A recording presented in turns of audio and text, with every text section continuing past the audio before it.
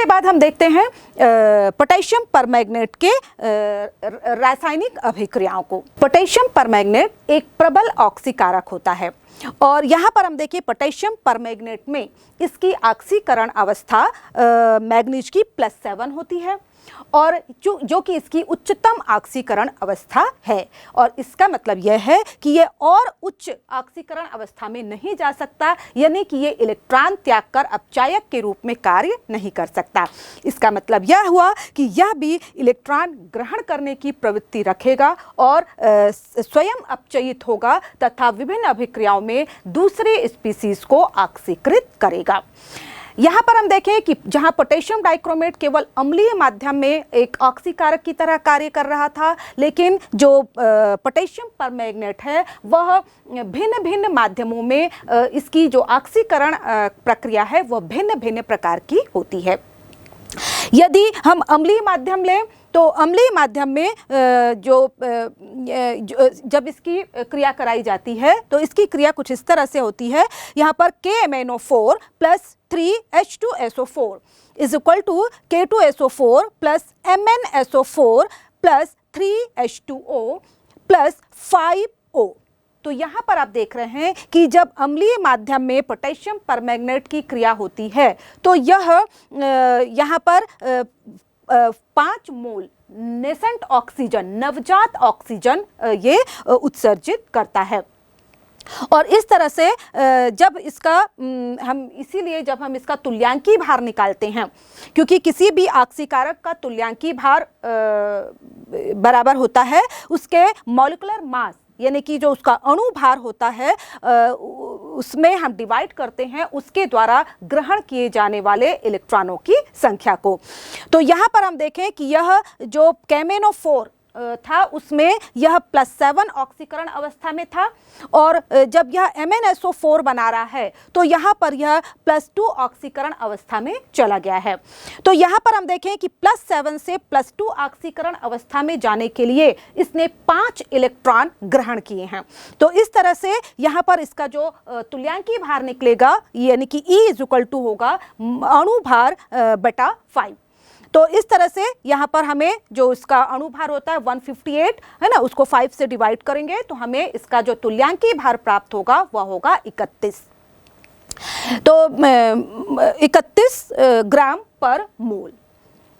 इसी तरह से हमने कि जब इसकी क्रिया हम क्षारीय माध्यम में करते हैं तो क्षारीय माध्यम में जैसे कि यहाँ पर हम ले रहे हैं 2 KMnO4 + 2 KOH पोटेशियम हाइड्रोक्साइड, जो कि एक प्रबल क्षार होता है। इसके साथ जब इसकी क्रिया कराते हैं तो यह पोटेशियम मैग्नेट K2MnO4 + H2O में परिवर्तित होता है। साथ ही साथ केवल एक नेसेंट ऑक्सीजन है ना यहाँ पर रिलीज होती है। तो इस स्थिति में हम देखें कि जब क्षारीय माध्यम है तो निकलने वाली उत्सर्जित होने वाली ऑक्सीजन की जो मोलों की संख्या है वो कम होती है।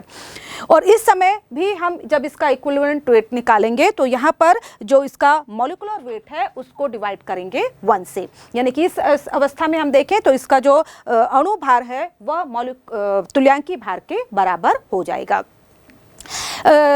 इसके बाद हम देखें कि उदासीन माध्यम में यह किस प्रकार से क्रिया करता है। तो उदासीन माध्यम में जब हम इसकी क्रिया करते हैं 2 KMnO4 + H2O जलीय विलयन में, तो यह हम देखें कि MnO2 मैग्नीज डाइऑक्साइड में यह परिवर्तित होता है। 2 MnO2 + 2 KOH + 3 नेसेंट ऑक्सीजन यह उत्सर्जित करता है। तो यहाँ पर हम देखें कि यह +7 ऑक्सीडेशन स्टेट से MnO2 में मैग्नीज की ऑक्सीडेशन स्टेट हुई +4, +7 ऑक्सीडेशन स्टेट से +4 ऑक्सीडेशन स्टेट में चला जाता है। तो यहाँ पर ये 3 इलेक्ट्रॉन ग्रहण कर रहा है। तो इस तरह से इसका जो इक्विवेलेंट वेट निकलेगा वह इसके अणु भार में 3 से डिवाइड करके प्राप्त होगा। तो इस तरह से हम देखें कि जैसे जैसे अम्लीय माध्यम में यहाँ पर हम देखें जब हाइड्रोजन आयनों की सांद्रता ज़्यादा होती है उस समय इसके ऑक्सीकरण की जो प्रक्रिया है वह भी ज़्यादा होती है और यहाँ पर इसका जो हम इसकी तुलना कर सकते हैं इसके मानक अपचयन विभव के द्वारा भी।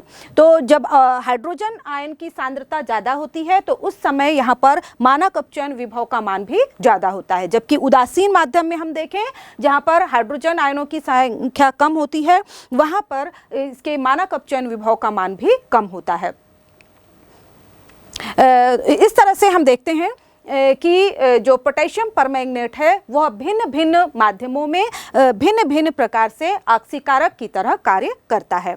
तो आइए अब उसके कुछ उदाहरण देखते हैं। सबसे पहले हम देखते हैं अम्लीय माध्यम में। अम्लीय माध्यम में ये किस किस प्रकार से क्रिया करता है। पहला उदाहरण हम लेते हैं जिसमें फेरस आयनों का फेरिक आयनों में ऑक्सीकरण होता है। इसकी आयनिक अभिक्रिया को हम इस प्रकार से लिख सकते हैं, manganate ion MnO4 minus plus यहाँ पर Fe2 प्लस फेरस आयन है प्लस, क्योंकि अभिक्रिया अम्लीय माध्यम में हो रही है इसलिए यहाँ पर हम लिखेंगे H प्लस। तथा यहाँ पर हम देखें ऑक्सीकृत होने के बाद यहाँ पर जो आयरन है वो Fe3 प्लस में चला जाएगा, जबकि जो मैग्नीज है वह स्वयं अपचयित होकर Mn2 प्लस में चला जाता है। तो यहाँ पर हम लिखेंगे Mn2 प्लस प्लस यहाँ पर Fe3 प्लस प्लस यहाँ पर जल के अणु बनते हैं इसके लिए हम लिखेंगे H2O। अब यहाँ पर हम देखें कि ये जो समीकरण दिख रहा है यह संतुलित नहीं है और इस प्रकार के जो रेडॉक्स अभिक्रियाएं होती हैं उसका जो संतुलन करते हैं हम कई विधियों के द्वारा करते हैं। एक अर्ध अभिक्रिया की विधि के द्वारा भी करते हैं, एक ऑक्सीकरण संख्या विधि के द्वारा भी करते हैं। तो चलिए हम इस समीकरण को ऑक्सीकरण संख्या विधि के द्वारा संतुलित करते हैं और ऑक्सीकरण संख्या विधि के द्वारा संतुलित करने के लिए हम मुख्य रूप से 5 पदों का उपयोग करते हैं। सबसे पहले पद में हम जिन तत्वों की ऑक्सीकरण संख्या में परिवर्तन हो रहा है उनकी ऑक्सीकरण अवस्था ज्ञात करते हैं। तो यहाँ पर हम देखें MnO4 माइनस में जो मैग्नीज है उसकी ऑक्सीकरण अवस्था है +7 तथा यह परिवर्तित हो रहा है Mn2 प्लस में, यानी कि यहाँ पर इसकी ऑक्सीकरण अवस्था हो गई +2। उसी तरह से यहाँ पर जो फेरस आयन है यहाँ पर इसकी ऑक्सीकरण अवस्था है +2 और यह परिवर्तित हो रहा है यानी कि ऑक्सीकृत हो रहा है जिसमें एक फेरिक आयनों में और यहाँ पर इसकी ऑक्सीकरण अवस्था है +3। अब हम इनकी जो ऑक्सीकरण अवस्था में परिवर्तन हुआ है इसका अंतर ज्ञात करते हैं और इस अंतर या इस संख्या को हम n फैक्टर कहते हैं। तो यहाँ पर हम देखें मैग्नीज +7 से +2 में गया तो यहाँ पर माइनस जो अंतर आएगा वो हो जाएगा +5 का, जबकि जो आयरन है वह +2 से +3 में कन्वर्ट हुआ है तो यहाँ पर अंतर आएगा +1 का। ये पहला स्टेप हुआ जिसमें हमने विभिन्न तत्वों के ऑक्सीकरण अवस्था को ज्ञात कर लिया है। अब दूसरे पद में हम जो यहाँ पर हमने n फैक्टर पता लगाया है तो अब मैग्नीज के लिए जो n फैक्टर है उसका गुणा हम आयरन के n से करते हैं और जो आयरन के लिए जो n फैक्टर निकला है उसका गुणा हम मैग्नीज के लिए करते हैं। तो यहाँ पर हम इनका गुणा कर देंगे तो यहाँ पर मैग्नीज के सामने केवल एक ही लिखा जाएगा तो ये हो जाएगा MnO4 माइनस प्लस, क्योंकि यहाँ पर जो मैग्नीज के लिए n फैक्टर 5 था तो यहाँ पर हम फेरस से का गुणा करेंगे 5 से तो ये हो जाएगा 5 Fe2 प्लस प्लस यहाँ पर है H प्लस आयन।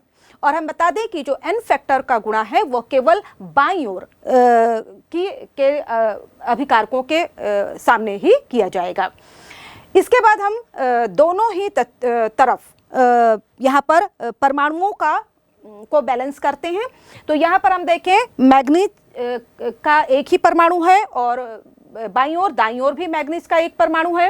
आयरन के 5 परमाणु हैं और इसलिए हम दाईं ओर भी आयरन के जो Fe3 प्लस है उसके सामने 5 लिख देंगे।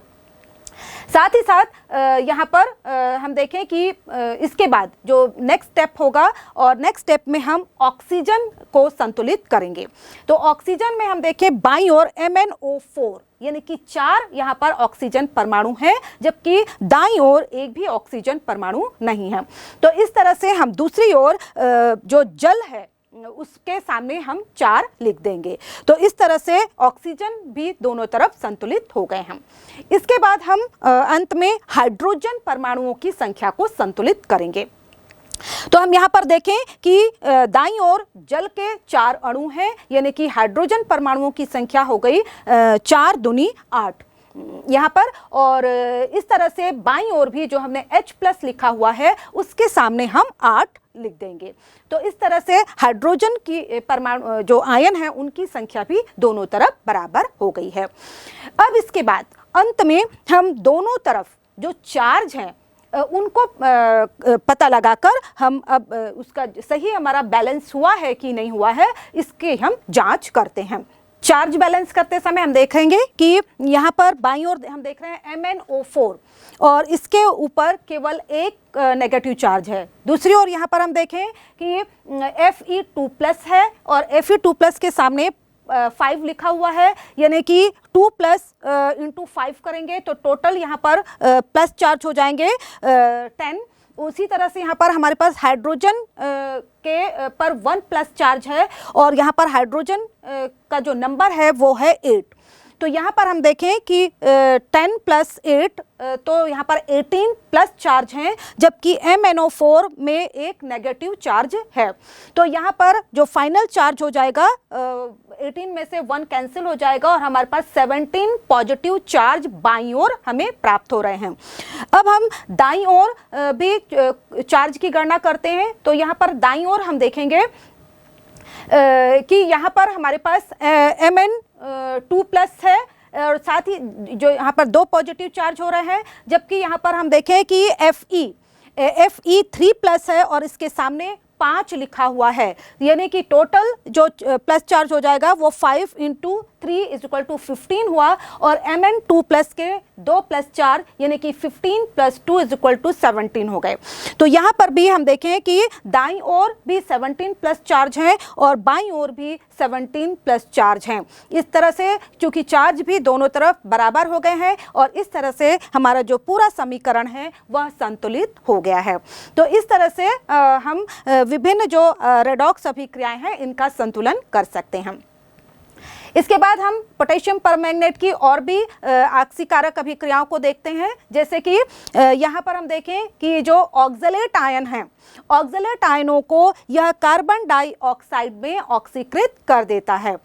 यहाँ पर इसकी अभिक्रिया हम देख सकते हैं। जब हम इसकी क्रिया MnO4- जिसमें कि मैग्नीज की ऑक्सीकरण अवस्था +7 होती है, जब इसकी क्रिया C2O4 2- से कराते हैं। C2O4 2- में हम जानते हैं कि जो क्रोमियम है उसकी ऑक्सीकरण अवस्था +3 होती है। अम्लीय माध्यम में कराएंगे, इसलिए हम लिखेंगे +H+ = ये Mn2+ में कन्वर्ट होता है तथा यहाँ पर कार्बन डाइऑक्साइड बनती है और जल बनता है। तो यहाँ पर भी हम देखें कि जो मैग्नीज है +7 से +2 ऑक्सीकृत अवस्था में चला गया, यानी कि इसका स्वयं का अपचयन हो रहा है, जबकि ऑक्सलेट में जिसमें कि कार्बन की ऑक्सीकरण अवस्था +3 थी, यह कार्बन डाइऑक्साइड में परिवर्तित हो गया है, जिसमें कि कार्बन की ऑक्सीकरण अवस्था +4 है। तो चूंकि कार्बन की ऑक्सीकरण संख्या में वृद्धि हुई है, यानी कि इसका यहाँ पर ऑक्सीकरण हुआ है। इस समीकरण को भी हम ऑक्सीकरण संख्या विधि के द्वारा संतुलित कर सकते हैं और इसका जो संतुलित समीकरण होगा वो होगा 2MnO4- + 5 C2O4 2- oxalate ion + 16H+ = 2Mn2+ + 10 CO2 + 8 H2O। तो इस तरह से इसका हम संतुलित समीकरण लिख सकते हैं। इसके बाद हम और उदाहरण देखते हैं, जैसे कि H2S का सल्फर में ऑक्सीकरण। और जब हम इसका ऑक्सीकरण करेंगे तो इसके लिए हम सीधे संतुलित समीकरण यहाँ पर लिखते हैं। संतुलित समीकरण में यहाँ पर हो जाएगा 2MnO4- + 5 H2S + यहाँ पर 6H+ is equal to 2Mn2 plus यहाँ पर 5 सल्फर परमाणु आ जाएंगे और प्लस यहाँ पर हो जाएगा 8H2O। तो यहाँ पर भी हम देख रहे हैं कि जो H2S है, H2S में जो सल्फर की ऑक्सीडेशन स्टेट है वो -2 है, जबकि यह सल्फर में ऑक्सीकृत हो रहा है जहाँ पर इसकी ऑक्सीकरण अवस्था 0 है। H2S में का सल्फर में ऑक्सीकरण हो रहा है। इसी तरह से हम और भी उदाहरण ले सकते हैं। अन्य उदाहरण है जैसे आयोडाइड आयनों का आयोडीन में ऑक्सीकरण।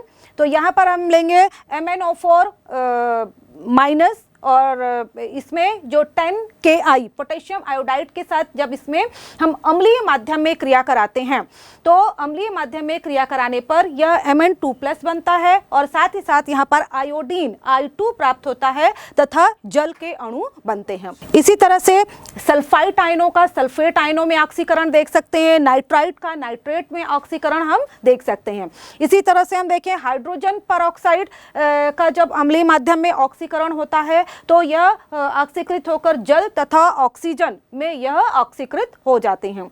तो इस तरह से हम देखें कि पोटेशियम परमैंगनेट अम्लीय माध्यम में एक प्रबल ऑक्सीकारक की तरह कार्य करता है। इसके बाद हम कुछ उदाहरण देखते हैं जिसमें यह उदासीन या क्षारीय माध्यम में यह किस प्रकार से अभिक्रिया करता है। इसके हम कुछ उदाहरण लेते हैं।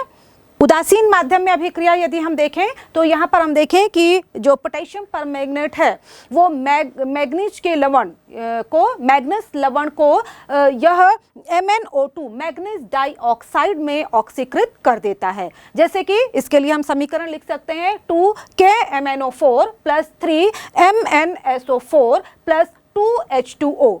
और यह जो अभिक्रिया होती है वह जिंक सल्फेट या जिंक ऑक्साइड के द्वारा उत्प्रेरित होती है। और यहाँ पर हम देखें कि जो मैग्नीज है वह इसकी ऑक्सीकरण अवस्था यहाँ पर Mn2+ है और यह परिवर्तित होगा। यहाँ पर जब अभिक्रिया के दौरान के फलस्वरूप हमें जो उत्पाद प्राप्त होंगे वो होंगे K2SO4 plus 5MnO2 plus 2H2SO4। तो यहाँ पर हम देखें कि जो मैग्नीज सल्फेट था MnSO4 था जिसमें Mn की ऑक्सीकरण अवस्था +2 थी, यहाँ पर परिवर्तित होकर MnO2 में जा रहा है और MnO2 में जो Mn की ऑक्सीकरण अवस्था +4 है, यानी कि +2 से +4 में गया और इसका इस तरह से ऑक्सीकरण हुआ है।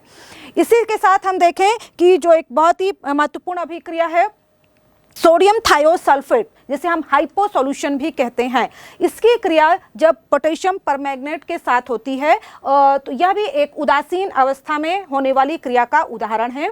तो इस अभिक्रिया के लिए हम समीकरण लिखेंगे 2KMnO4 जब इसकी यहाँ पर 2Na2S2O3 यानी कि सोडियम थायोसल्फेट के साथ प्लस H2O उदासीन अवस्था में क्रिया होती है तो यहाँ पर हमें प्राप्त होता है Na2SO4 plus 2KOH plus MnO2 plus यहाँ पर 3 अणु सल्फर के हमें 3 सल्फर के परमाणु हमें प्राप्त होते हैं। तो इस तरह से हम देखें कि इस अवस्था में भी जो ऑक्सीकरण की क्रिया होती है जिसमें कि सोडियम थायोसल्फेट में जो सल्फर है उसका ऑक्सीकरण यहाँ पर परमाणुक सल्फर के रूप में हो जाता है और इसीलिए यहाँ पर जब हम अभिक्रिया देखते हैं तो जो अभिक्रिया मिश्रण है वो दुधिया हो जाता है। तो इस तरह से हम देखें कि पोटेशियम परमैंगनेट भिन्न भिन्न माध्यमों में भिन्न भिन्न प्रकार से ऑक्सीकरण अभिक्रियाएं देता है। इसके बाद हम देखते हैं पोटेशियम परमैंगनेट के उपयोग। क्षारीय पोटेशियम परमैंगनेट का उपयोग बेयर्स रीजन के रूप में ऑक्सीकारक के तौर पर विभिन्न कार्बनिक अभिक्रियाओं में किया जाता है। इसके अलावा हम देखें कि यह ऑक्सलेट्स या फेरस साल्ट का या फिर यहाँ पर हम देखें कि हाइड्रोजन परऑक्साइड इन सभी के वॉल्यूमेट्रिक एनालिसिस में या वॉल्यूमेट्रिक एस्टिमेशन में हम इनका उपयोग करते हैं। तो जैसे जिस सूत्र के द्वारा हम इसे ज्ञात करते हैं वो है M1V1 by N1 is equal to M2V2 by N2।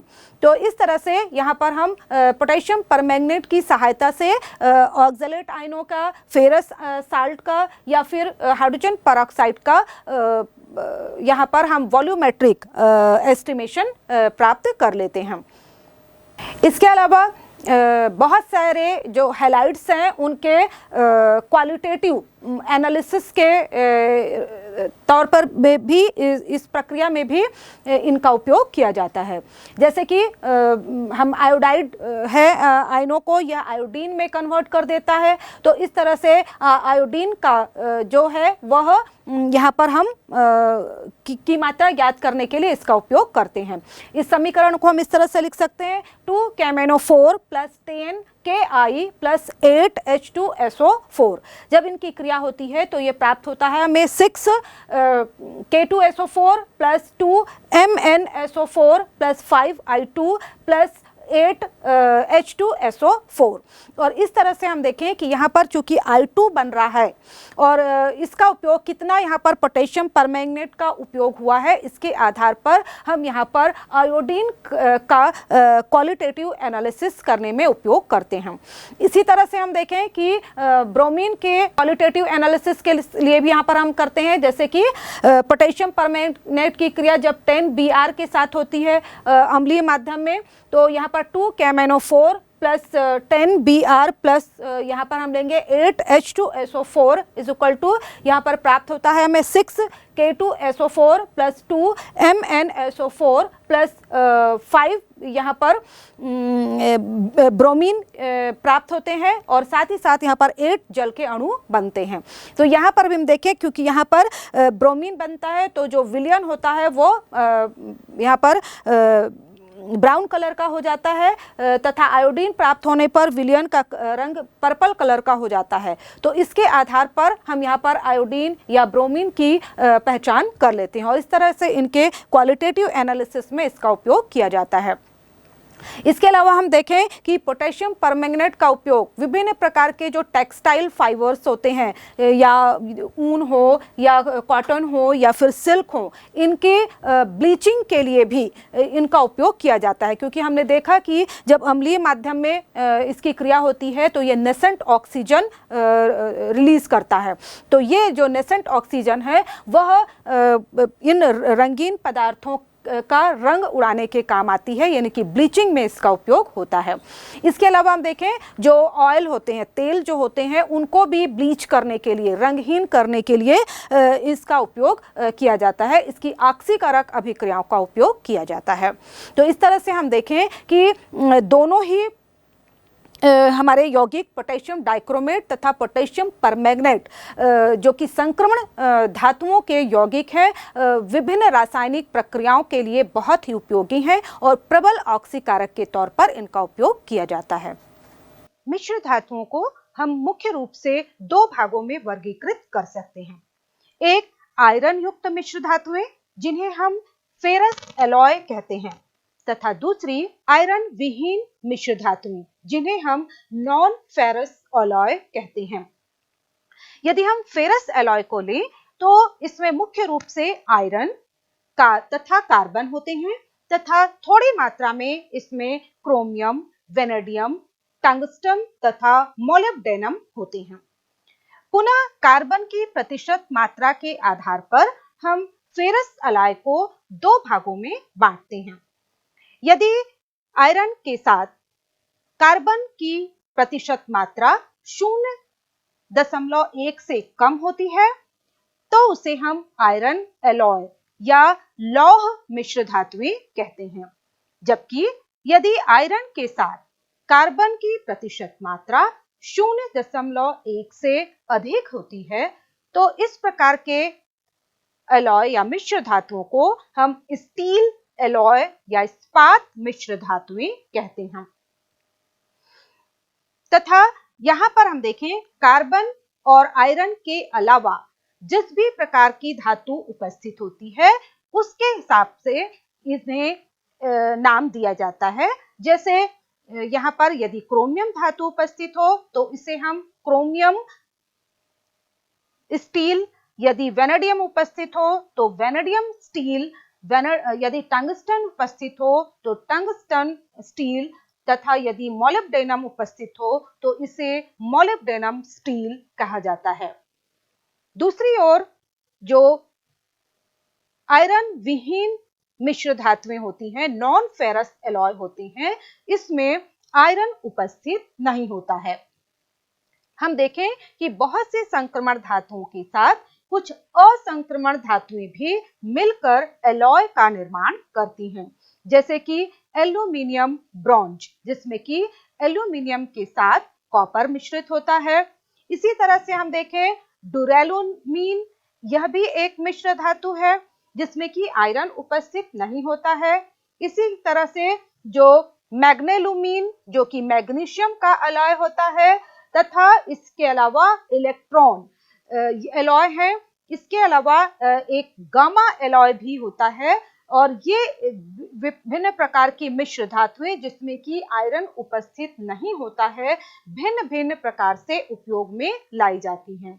इसके अलावा भी हम देखें कि कुछ जो बहुमूल्य धातुएं हैं, जैसे कि कॉपर, इसके साथ जब हम जिंक को मिलाते हैं तो हमें जस्ता मिश्रित करने पर हमें एलॉय प्राप्त होता है, उसे हम पीतल कहते हैं। इसी तरह से जब कॉपर के साथ टिन मिश्रित होता है तो प्राप्त एलॉय को हम कांसा कहते हैं, और इस प्रकार के एलॉय भी बहुत अधिक उपयोगी होते हैं।